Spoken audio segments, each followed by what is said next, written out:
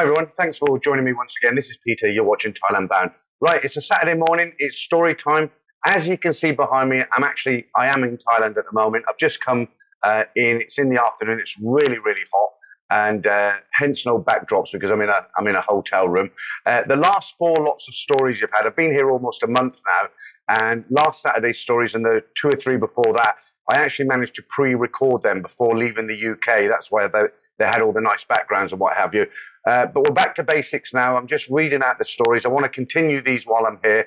I've got to do it in this kind of format, so it's a little bit basic. But the stories are still good. I've got four good stories for you today. So let me crack on and get on with story number one. สวัสดีค่ะ Now, the first two stories were sent in by one guy. One took place with one concerned a Thai lady in Australia, and the second story involves a Filipino girl. And I thought, well, why not? You know, I know it's a Thailand-based YouTube channel, but Southeast Asia, it's all virtually the same, isn't it? So I thought I'd read both these out. So see what you think of these two guys.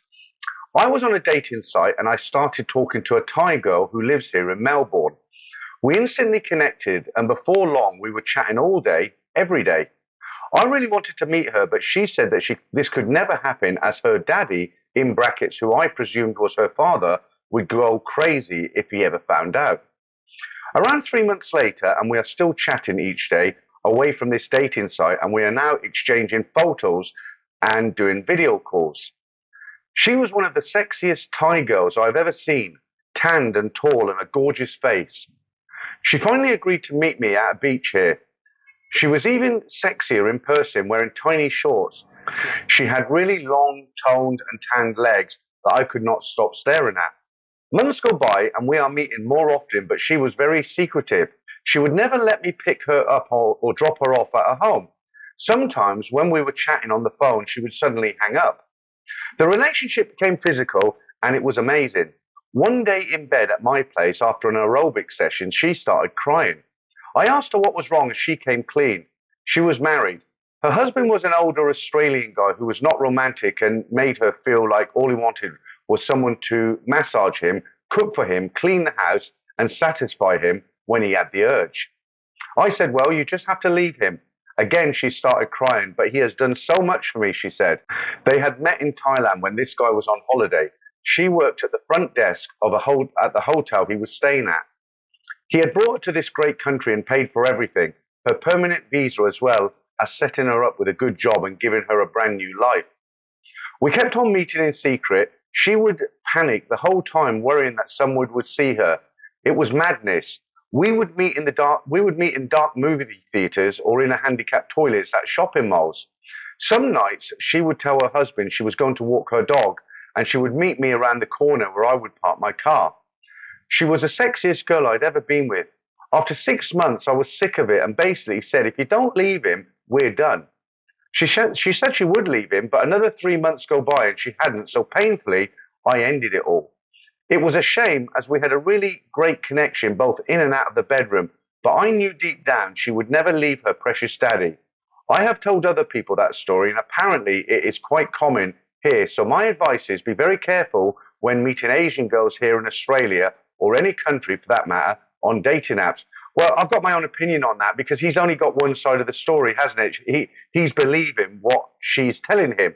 And, the older guy, the Australian guy that's actually married to her and brought her from Thailand to Australia, he set her up. Now, he doesn't know the reason this girl might not be leaving the guy is perhaps she does love him. Perhaps she does like the security. Perhaps he's sending an amount of money every month to her family in Thailand. So that's a good incentive to stay with him. But, they're no different than anybody else, aren't they? They play the field, they have affairs, people get bored in relationships, and it could just be a sexual thing. And she's telling, this is her version of the story. But if I was in his shoes, I wouldn't just take it at face value and believe it. There's always two sides to a coin, and he's only seen one side. Okay, so let's crack on with his second story, and this involves a Filipino girl. About 10 years ago, I met a young, sexy Filipino girl from Manila on a dating site. We started chatting more and more, so I decided to fly there to meet her. It was a fantastic 2 weeks as we traveled around her country, staying in mainly beach resorts. She was fit and fun, just the kind of girl I wanted to be with, and of course, incredibly sexy. I decided to move to Manila full time. My plan was to get an English teaching qualification online, and then we could travel to countries like Vietnam, Cambodia, and Thailand together. As is often the case, you only find out what someone is like when you live together. I discovered this girl, like many Filipinas, had an incredible temper and was extremely jealous. One day, she demanded to see my phone. I had nothing to hide, so I handed it over to her, and she went through everything: photos, chat apps, deleted files, my internet history, you name it. I had nothing to hide, as I am not the cheating type, even though, as a foreign guy in Manila, you could have 3 different girls a day if you wanted to. I then started to feel she was hiding something, so I grabbed her phone off her. She was quite small, so I could fend her off with one hand and took look at her phone with the other as she tried to get it off me. This sent her into what I can only describe as a violent frenzy. She started smashing plates and other crockery in the kitchen. She picked up a chair and threw it at the wall, making a huge mark. Keep in mind, I was renting this apartment and had paid a month's rent as a bond. She threw glasses and coffee mugs at me, so I handed her the phone back. I now feared for my life. I knew I had to get the hell out of there, but I also knew if I just came out and told her it was over, she would harm herself or try to kill me. I decided to make up a story that I had been offered a teaching job in Vietnam and had to leave right away. When I was safely in Vietnam, I called her and ended it, as I was not going to be with someone so violent. I have heard similar stories from other guys about Thai and Filipino women in particular.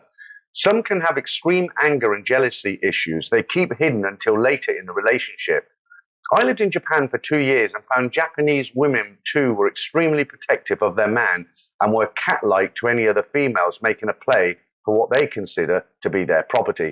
Everybody, all girls are jealous, as are the guys. And she sounded like she had some mental issues. Actually, she sounded a little bit disturbed. He was right to get out of there, and hopefully, he had better luck in his next relationship. Right. Okay. Now, this is quite a long story, and this is my favourite story of the day. This is one of those back to the 80s stories. The guy who sent this in was motivated by a similar story that was sent in, as you'll hear at the beginning of the story. It's quite long, as I say, but it's a fascinating insight into yesteryear, what it was like here, okay? Following one of your 5 stories from Bangkok, 10 September 2022, volume 164, story number 2 regarding this New Zealand guy at the Malaysia Hotel in 1988, this resonated with me on several fronts. Therefore, I would like to share this story with you about my first visit to Thailand back in 1988. Like this person in your original story, I also had my first experience of Thailand in 1988, while still in my youth. I'm also 60 years old. Initially, I was supposed to have travelled to Thailand in 1987. However, my well-laid plans were sidelined because I had just bought a house with my brother. I had planned to stay at the Malaysia Hotel, and to ensure that I would not back out of going on this solo trip, I had paid for a week's stay with an international money order in 1986. Remember them? Back then, there was no internet or online bookings. Because I had committed to buying this property with my brother, I then had to write back to the Malaysia Hotel to inform them that I would not be able to visit and would therefore postpone my travel plans. Full credit to the Malaysia Hotel, who then wrote a nice letter to say this was not a problem and they would honour my booking until 1988. As a solo traveller, I was not too concerned about travelling to Asia, as I had been to Italy and Amsterdam solo, so Thailand felt like a real foreign country and challenge, but not in a bad way. And if truth be told, what initially piqued my interest in Thailand was Alan Wicker's television show in 1984, Wicker's World, the QE2 liner, where some of the crew briefly visited Pattaya. In May 1988, I departed on my way to Thailand, and being a new property owner, money was very tight, so I shopped around various travel shops and I found the cheapest flight with Tarom Air, which was the national airline of communist Romania. They used to operate these flights twice a week just so they could earn some much needed foreign currency, but there were no Romanian passengers that I could see travelling to Thailand. All of the passengers were Western Europeans. And this was the one and only time in my life I have flown on a Boeing 707. The flight itself was, to say, an experience. 2/3 of the passengers on this flight were much older than myself. However, nearly every one of these guys traveling with a partner all had much younger, exotic Thai or Filipino wives or girlfriends. And then there were a group of what you would describe as pay-for-play tourists who didn't look like your average travelers, who were all over 50 and were being herded around by their scoutmaster. They looked like a mix of what I would describe as train spotters and bird watchers, dressed like they were on their way to Bognor Regis, not Bangkok. One of them was wearing this thick, heavy overcoat over a jacket that just looked odd in May, let alone on a flight to Thailand. Each to their own, as they say. We had a 6-hour layover in Bucharest, and just as I'm walking off the aircraft into the terminal, this Australian younger guy, Kevin, walks up behind me and he says quietly, "If you want to use a toilet, then use it now." I thought, what an odd thing to say. However, once I arrived in the terminal, I got exactly what he meant. Although this was a so-called international air terminal, we were now behind the Iron Curtain in communist Romania. The first shock was to use the bathroom. You had to pay. I kid you not, I just used all my unwanted European foreign currency, largely Dutch and Italian coins, and the woman man in the toilets was asking if we had any paper money. Once inside the toilet, you then discovered that there was no running water. Water was only on for a few hours a day. Therefore, if you used the toilets, there was no water to flush or wash your hands.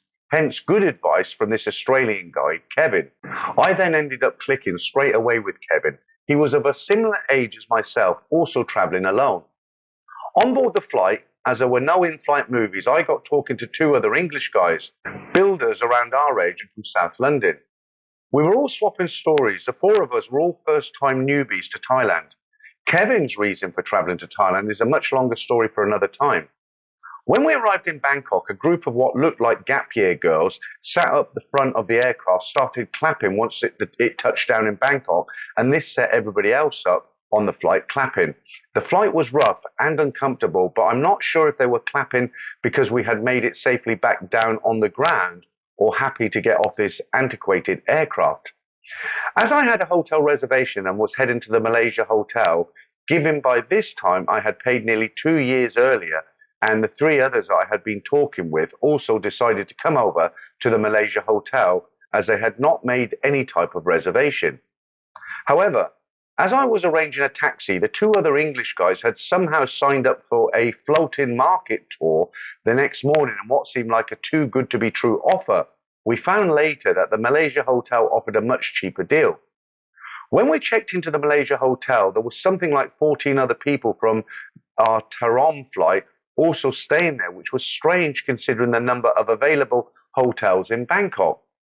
One couple who remembered me from the flight I later got talking to in the restaurant that evening, he was an English guy aged about 70 with his Filipino wife who looked younger than me. They were taking a few days in Bangkok for shopping, etc., before flying on to the Philippines. The Malaysia hotel, although looking dated and could have come straight from a 007's The Man with the Golden Gun movie, was a good hotel with many facilities.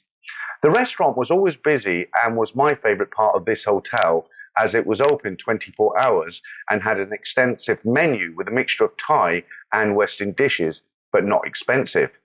The 2 South London guys stuck to eating typical English meals like steak and chips or egg and chips, and were somewhat weary about trying the Thai food, whereas Kevin and I preferred the Thai meals available.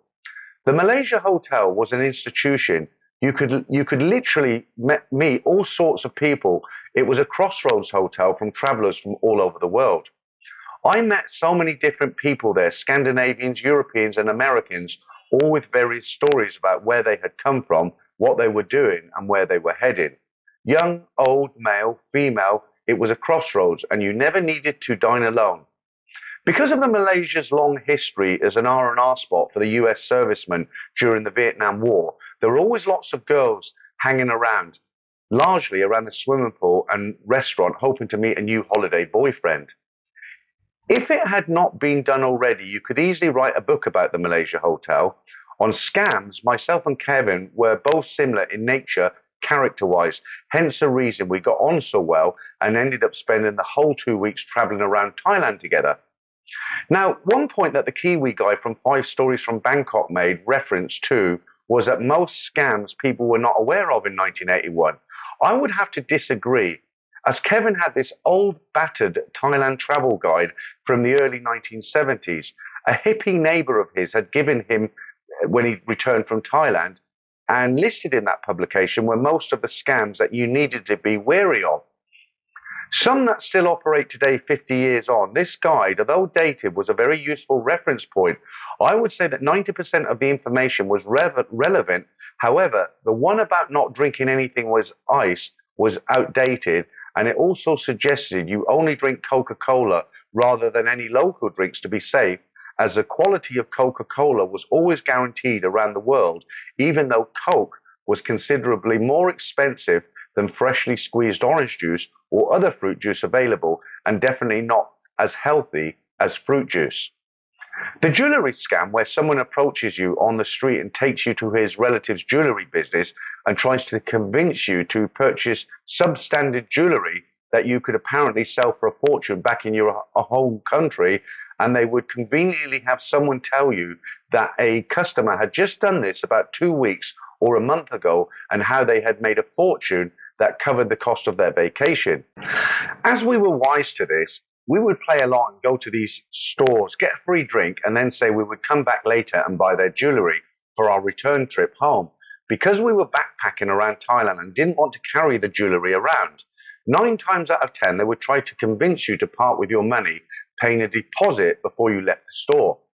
The third time we tried this at one jewelry store, then realizing we were not prepared to pay out for any jewelry there and then, the owner got angry and demanded we pay for the so-called complimentary drinks. We gave him 20 baht each and left. We also had an incident in a pat pong bar for a so-called ping pong show. We had one soft drink in this empty bar and saw what apparently was a show. Then the manager, in an all-white Saturday Night Fever style 3-piece suit, presented us with a 1,000 baht bar bill and demanded we pay now for this so-called show that lasted no more than 3 minutes in total. Naturally, we argued with 2 heavies in the background trying to intimidate us, claiming we must pay for the show with no other customers around. We put down 100 baht for our drinks and left there fast. Fortunately, we got away.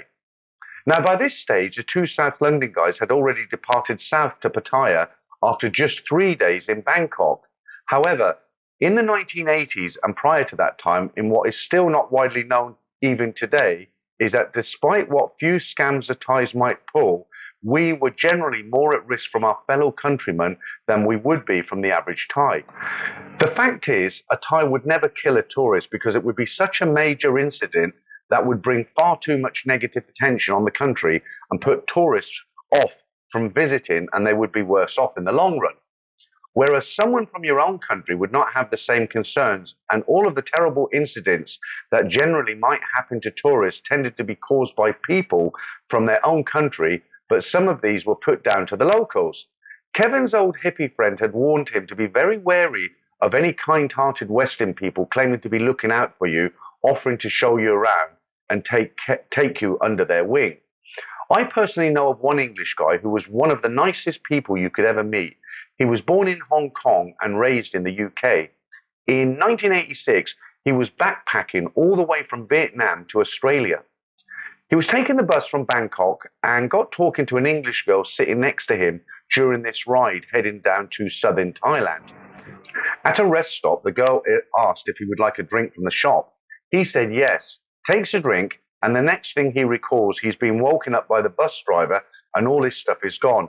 Backpack, passport, even the money belt he was wearing, all gone.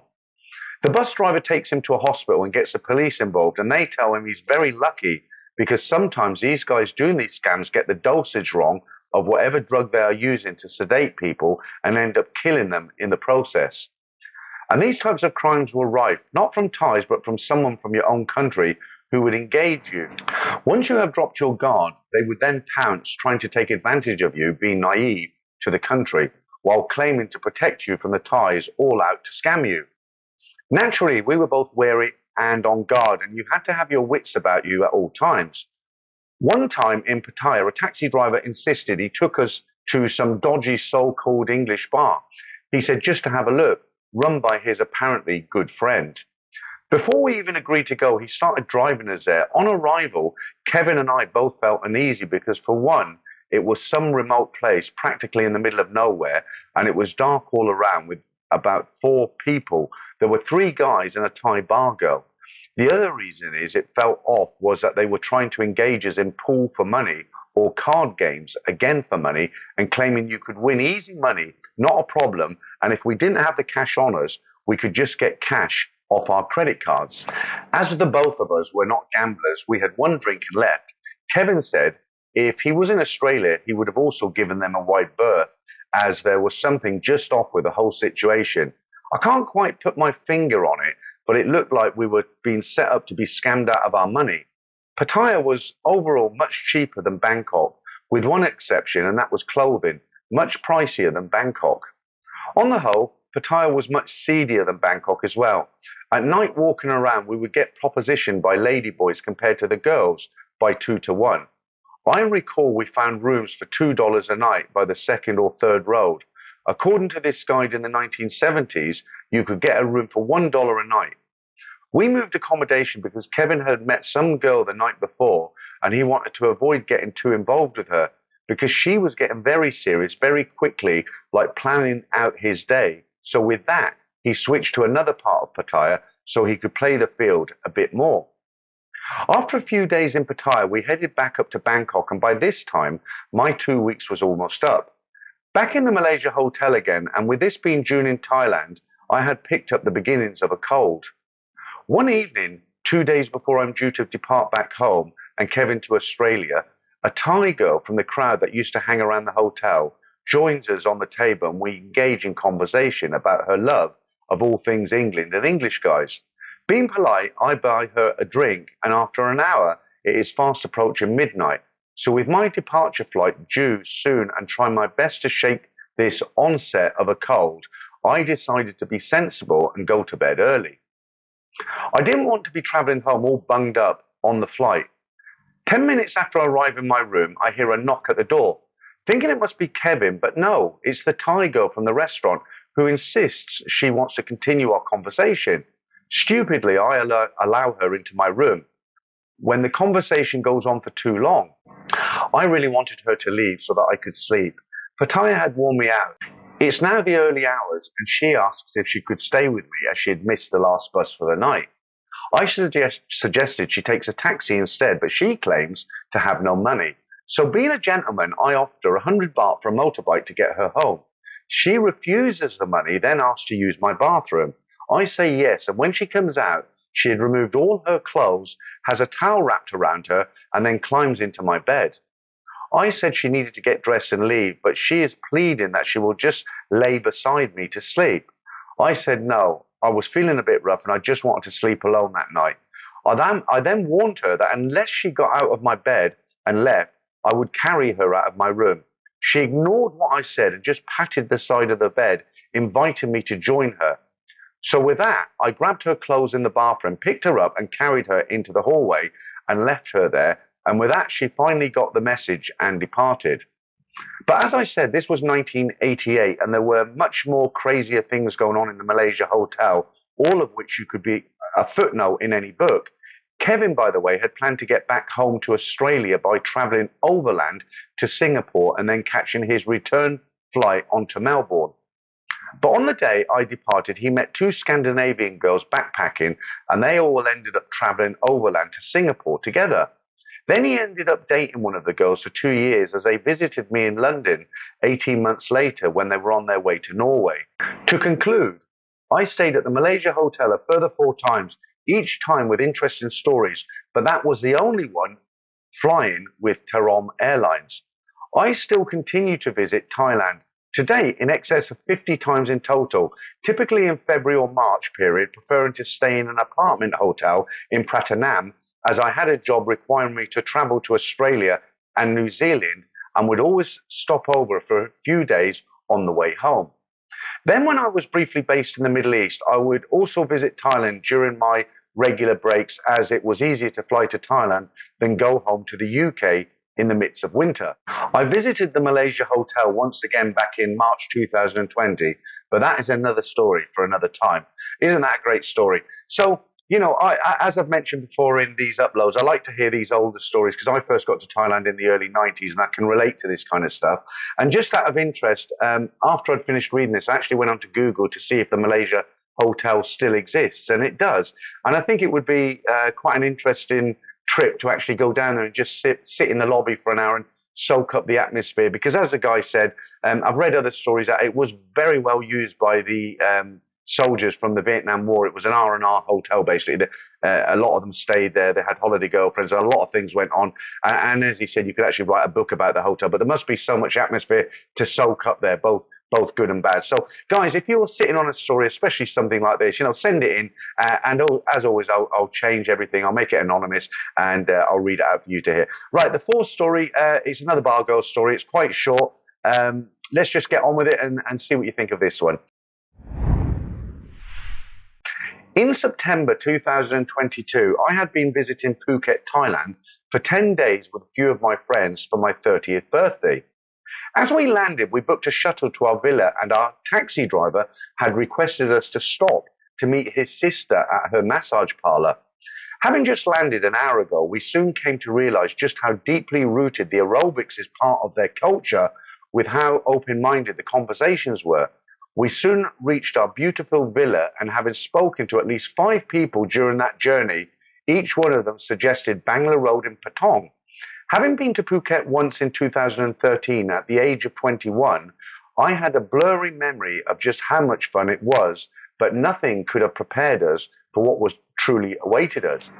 As we reached Bangla Road on our first night, which was my birthday by the way, some of my friends ended up at a regular bar offering Guinness on tap, while the rest of us found ourselves at a beer bar. As the night progressed, I met a girl named Jib. She was 36, divorced with 1 child. Throughout the night, we engaged in deep conversation where I mentioned it was my birthday. It was soon 12 a.m. and my friends quick to rush to me from the other bar and took me towards a gentleman's club called Susie Wong. Surrounded by red lights, beautiful women and alcohol, I found myself engaging in conversation with several foreigners while giggling away. Suddenly, the girl from the last bar, fully dressed compared to the girls in Susie Wong's, walks straight into the gentleman's club and pulls me out. I was curious as to how they even allowed her in to take out one of their customers, me. I later found out that the entire alley of bars was owned by the same owner. My friends were in a trance at that moment, and I just went along with it, wondering if I had made this girl jealous. As we got out, she started kissing me and asked me to bar find her. I didn't want to leave my friends, so I told her I would meet her at a club one of my friends was at. I went back in and soon found myself being dragged by 5 beautiful women along with my friends to the other gentlemen's club, which was open until 3 a.m. I never got the chance to go to the nightclub. The next day, we went back to the same area, and sober, I hoped to meet Jib again. To my amazement, she was there and greeted me with the biggest hug ever. I was shocked that she remembered me, as the drinks had flowed and she was quite drunk, like the rest of us. She told me she had brought me a cake with her money and was waiting for me at the nightclub from the previous night. My heart dropped when I heard that she had done this for me, and I decided that this girl has gone out of her way to make sure I enjoy myself. Needless to say, I spent the whole week with her. After a few drunk nights of trying to make it up with her, we soon decided to get lunch on her day off. We visited a market. I just couldn't understand how people drink this much alcohol every night for a living. I was hoping I would get to know her over a nice lunch. That was when I begun to realize a different sober side to things. She did not engage in any conversation, but our friends actually ended up with my friends for the rest of the trip. Jib was continually trying to guilt trip me into paying her more money. I hadn't paid anything apart from ladies' drinks, which were quite expensive. As we reached the villa, she told me it was that time of the month for her. Having had a great day, I decided I should just sleep. Over the next few days, we met and realized that she was really good at convincing me into going back with her. As the week progressed, conversations started getting more and more about money. At one point, I couldn't believe how emotionally connected I felt, having known this person for only a few days, but I felt like we had been together for months. I knew what I had got myself into and wanted out. So having told her over a few drinks, she burst into tears. I tried to make it up to her and I soon left. As we reached closer to the end of the trip, I decided I'm going to make it up and leave on a good note, but at the same time enjoy being a butterfly on my own. I had a great time. I knew I was just another guy on her list and she would be fine on her own. When people say you should not take a bar girl too seriously, it's all about the money. I must say that it feels like the most realistic feeling ever.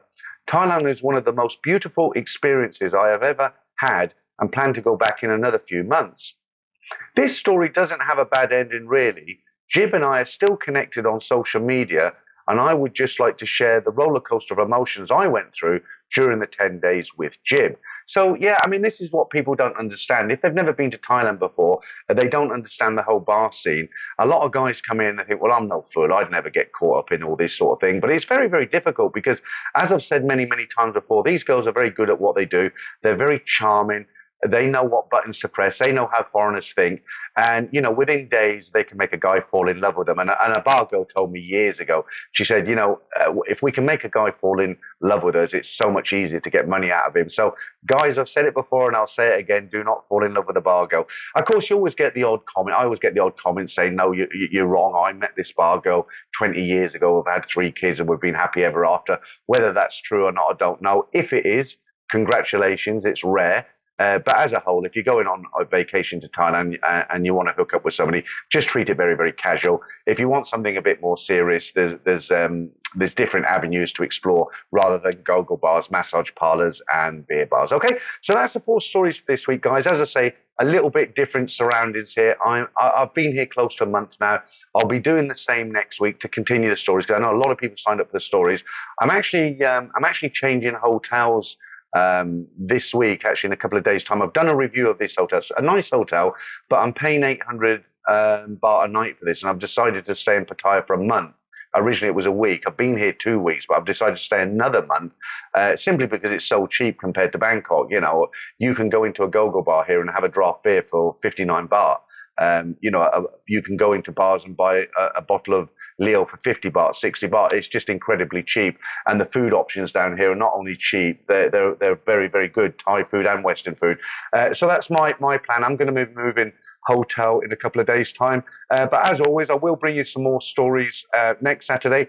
And just in case you're into the live streams, I've tried to keep my UK audience, I've not forgotten them, but obviously I can't get up at 3 o'clock in the morning. With now, the clocks have just gone back. So there is a 7-hour time difference between Bangkok and London. So with that in mind, what I'm doing, I do the live stream on a Sunday night. My end, it's midnight where I am. So I start the stream midnight in Thailand, and that's live in the UK at 5 p.m. And you'd have to work that out for forever, wherever you are in the world. Okay, so thanks again, guys, for joining me. I'll see you real soon.